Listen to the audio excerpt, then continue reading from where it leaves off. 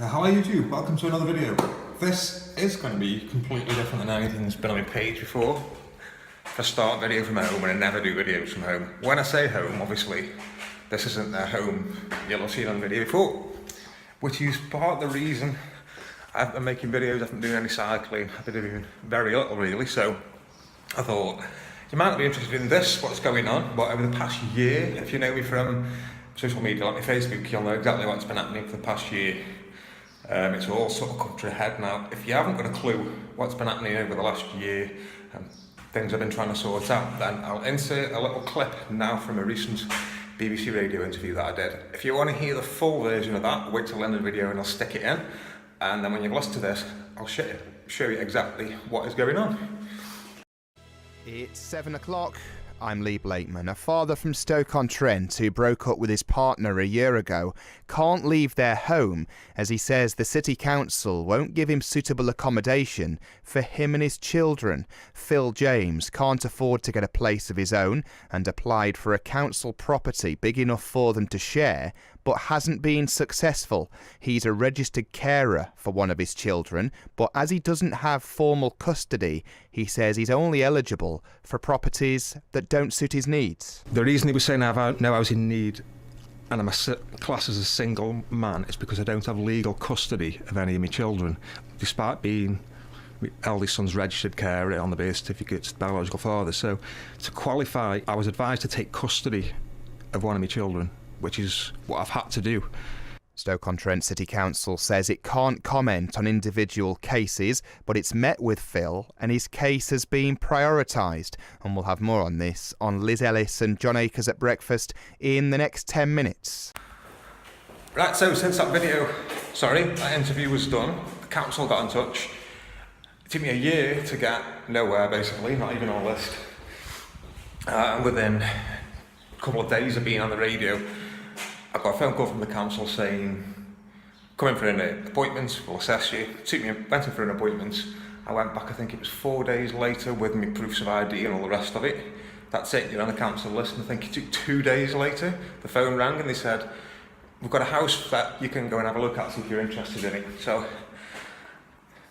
came down and had a look at the place. And strangely, they handed me the keys and the tenancy there and then on the spot. I'd been in the house 2 minutes. So I've got to pretty much rebuild my life from scratch really. I'm leaving everything behind pretty much. So I've been given this house, now it's a council house, and same with all council houses, they all need cosmetic work. As you can see, I've started filling little holes. They all need carpets, every room will need painting. They have cut my hedges, I've got a garden, still needs weeding, but they've made a start on that for me. So, yeah, you tell me, would you be interested in seeing me vlogging, not just decorating this house? I'm going to show you around. Obviously, this is a house for me and my 2 sons who will be staying here along with me. So, sorry it's echoey, like I say, no carpets in yet. That's going to be a few weeks away while I decorate the whole house. This is my son's room. They have been and seen it, by the way. So this has got to get painted. The aim is living room. So I've got one room to sit in, get their room done. This will be my room. Every wall needs painting, but doesn't really need a lot doing. Carpet, paint. It has got some stuff, but this wall's going to be done different. Let's quickly show you here. Let's say typical council stock really, but they've got new doors everywhere, all need gloss painting. What am I showing you here? Toilet. And I'll just quickly take you down and show the kitchen, because the kitchen just needs white goods in it. It doesn't actually need a lot doing yet. I'm going to be doing things in the wrong order, just so I can get the house suitable to have the kids staying here. Yeah, so the kitchen is pretty much brand new actually, the units. If you can see any of this. In fact, I'll flick around the sheet properly. It's my car, by the way, I don't drive, so yeah, this is the only stuff that needs doing. This is, in fact, that's dust from where they've put new sockets on in places. That's handy. I was going to try and match that paint up, yeah, so this was what you're doing, bit of line on the floor. So yeah, I don't know whether to put it in this channel or I've started another channel, but I don't know whether I can be bothered manage 2 channels or not. So let me know in the comments below if you want to see the progress of this place. My boys are going to be getting involved, and also I'm going to be doing boys' days out, which will involve cycling. When they want to go magnet fishing, I'll take them magnet fishing, carp fishing, a bit of everything. So it'll basically be a bit of a single dad vlog, diary type thing. But yeah, if you want to see more, let me know in the comments. I'm going to crack on today. I've just come to do a bit of sanding through the many millions of layers of paints that have been here since the 1960s, probably, on the woodwork. I've got some white paint. Believe it or not, this white paint here, I bought cheap paint, which is a false economy, because I've painted this wall white, and it's absolutely no different to this wall. It's not covered anything off, so waste of paint. But yeah, once this garden's all weeded and turned over and planted, which I won't be doing, I'll weed it this year, but I won't be doing any planting until next year. Just keep the weeds at bay. Obviously, I've had the keys 5 days now. I've been ill the past couple of days as well, so this is all going to get weeded. You know, an hour out there pulling weeds up, half an hour even. And the same at the front. I'll show you through the front. Turned over, decided whether to put a lawn there or not, or what. But the kids have got a garden now, because in the terraced house that we live in at the moment, which is still going to be living in, we've always had just a few slabs. So I better crack on, because I'm way behind. Like I say, I've had the keys for 5 days and I've painted 2 walls in there, basically just ruby nails. So yeah, let me know what you think in the comments, if you think that's something I should save for a different channel, or if you could live with seeing it, because it's still going to involve me and the boys cycling, magnet fishing, carp fishing eventually. But bear with me, because obviously I've got a lot on. I've got to buy furniture for the place, I've got to get the money to buy furniture for the place, so it's going to be a bit of a long process, this is, for me.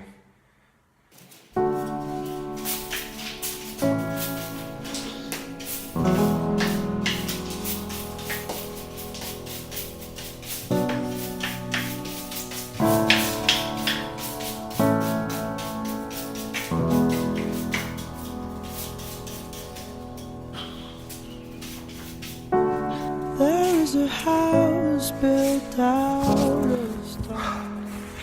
Right. I've got it quite early because it's so hot. It's still an absolute killer. Obviously I've got no power tools for sanding and stuff like that, so everything's just rubbing with a block of wood and a piece of sandpaper, so it's killing me. But if you can see now, this whole wall was full of holes. You can just see white patches now where I've used some really cheap filler in a tube. You just squirt it on, dry it in an hour, it doesn't crack. In fact, for the DIY enthusiasts, I've used this, which is £1, £1 if you're American. And what I've just been doing is, down here, these are the skirting boards. They're actually the same material as the floor, just with a curved top on. I was going to just sand them down, but there was a big bubble and I've got my knife under, and as you can see how thick the paint is, that how many layers there are, and underneath what I'm left with now is just one layer, which all I've been using is a knife. So I'm going to come back with my scraper, take the last layer off, but also I've left a thick layer on the top, on the curved bit, because I want to cut with a Stanley knife across the top, so when I'm pulling this paint off, I aren't giving myself another job with wallpaper. It will be wallpaper, like I say, differently, but just not yet. So I've done this little bit in the corner, under the window, and this bit to the door. I'm just trying to decide now to do the whole lot, because the other stuff hasn't got a bubble. I could get away with sanding it, but then that's going to look a lot newer than that. That'll look like it's got 30 layers of paint on, as it has. But yeah, I'm impressed with that cheap stuff, as you can see. I don't know how well you can see this, but all the white patches wear holes, and now put the filler in and just give it a quick sand. It's not a hard sand, just a quick 2-minute job, and job done. So yeah, as you can see I'm a bit dusty. So I'm just going to stop, have a drink of water. Yeah, because it's quite early, so it's not as hot as it's going to get later. I'm in my shorts, no socks. Yeah, I think what I'm gonna do is DIY people. You tell me basically what paint should I use when I've stripped that back to get. I want a white gloss finish. Would you bother doing it to this, or would you just sand it, paint it? It's not really any less work, I don't think. It'll just might make a difference to what kind of paint I use. I can obviously sand this and glue over it with white gloss, but is that going to need some kind of masonry paint or exterior paint? Don't know. Never had them kind before.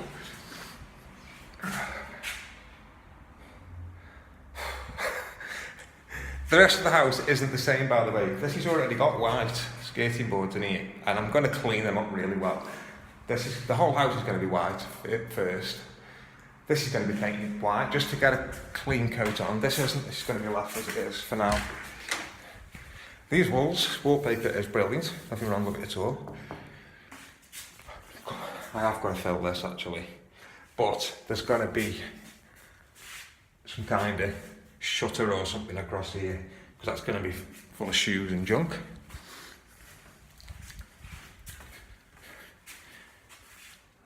But yeah, the rest of the house, these are white skirting boards, and the hallway, they are the same tiled ones. But if you go upstairs, as you can see, stairs need carpeting. These are all wood and they're all white, so I can get them clean. This room, and let's have a look. This room, because it's so small, I'll give it a light sand, painting white. This is the view the boys have got. So once I've got that room downstairs, living room, wallpaper chimney breast, glass painted, emulsion on the walls and ceiling so it's white again. That boys' bedroom's going to be next. My bedroom will be the last room.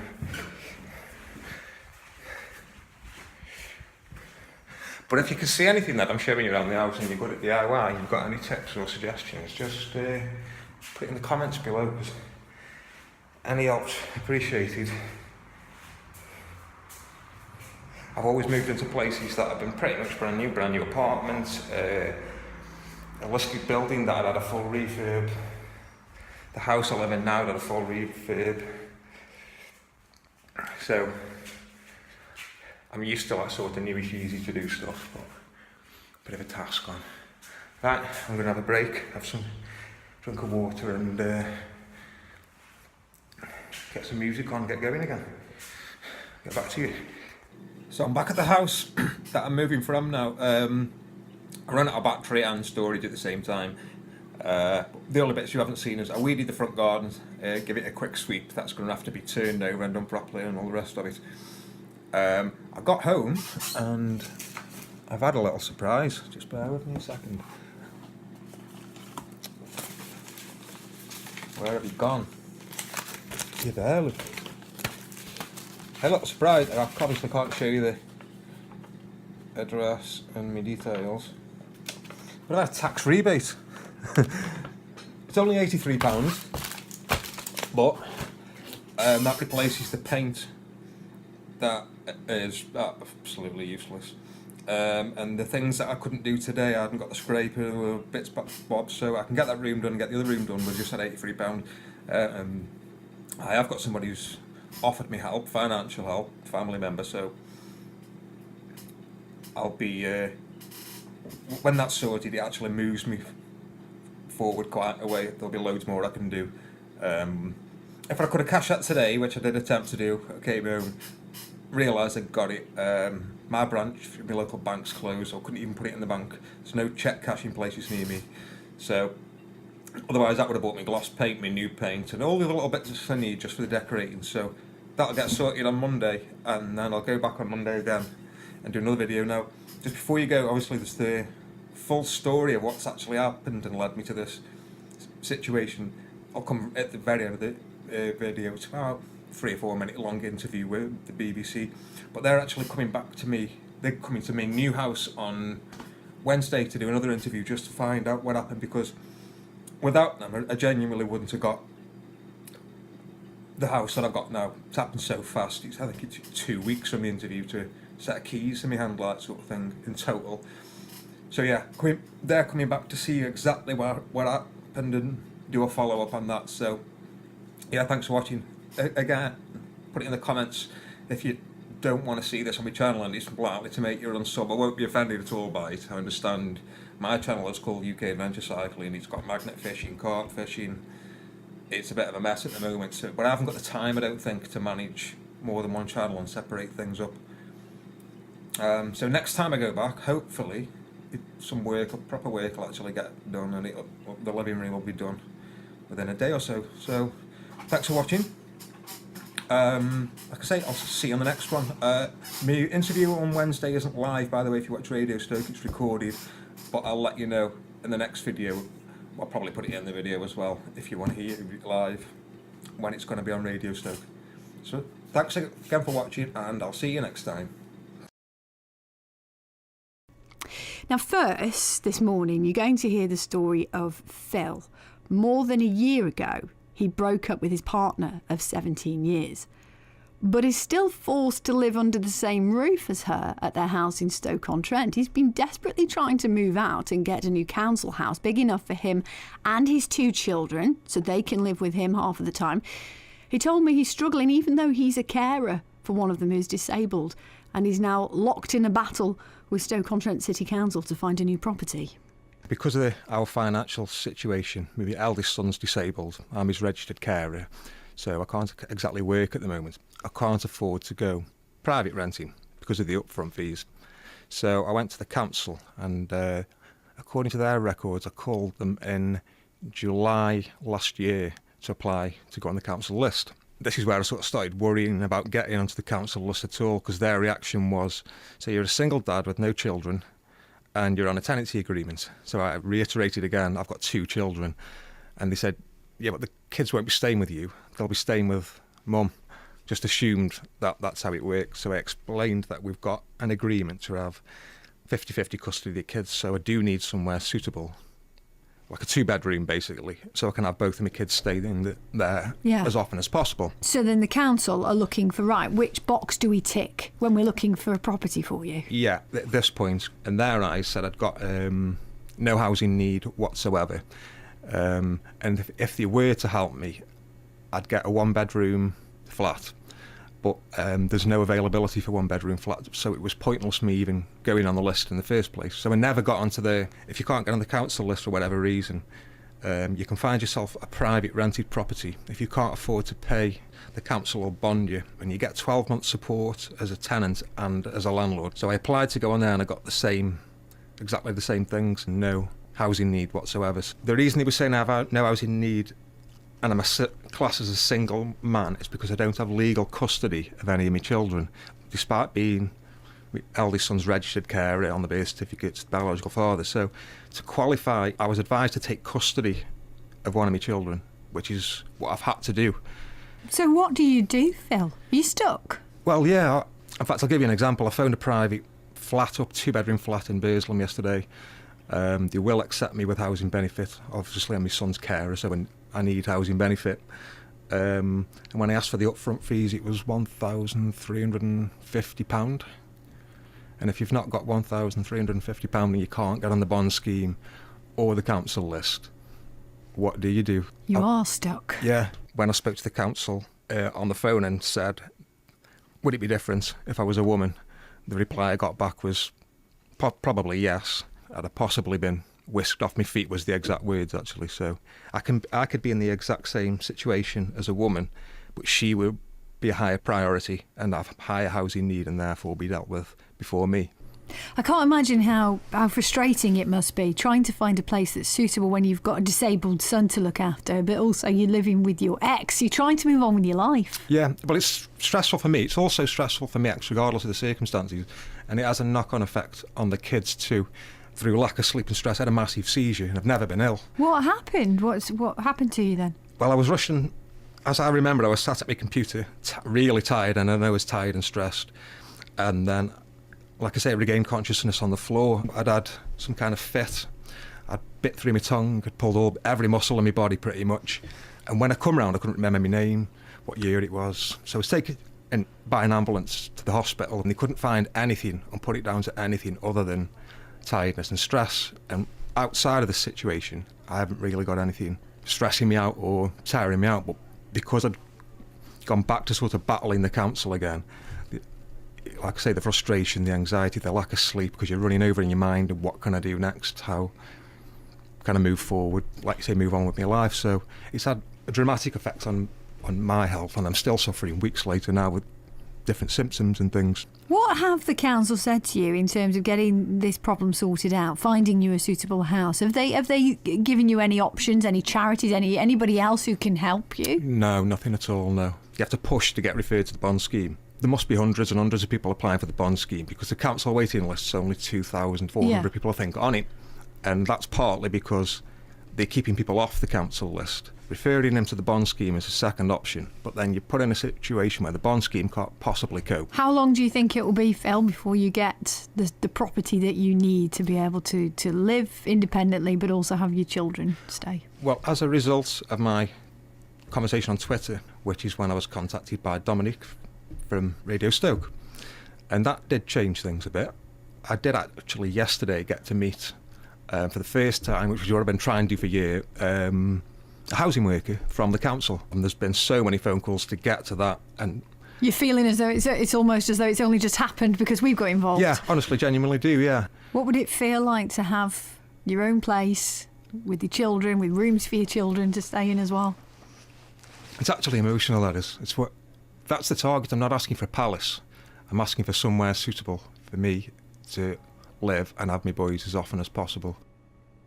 I really felt for Phil James there. I sort of felt his frustration because he just wants to move on with his life. But as he sort of said to me, he can appreciate that the council's hands might be tied because they've got certain criteria or they've got, certain things that have to be put in place first.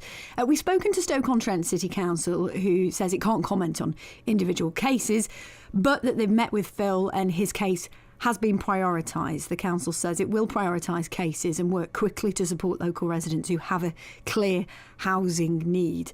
If you feel like Phil obviously did, that, if you feel like you're not getting anywhere with the problem you're trying to deal with, or if there's something that's going on in your life that you feel is a bit unfair that maybe we can help you with or look into for you, do get in touch. That's what we're here for.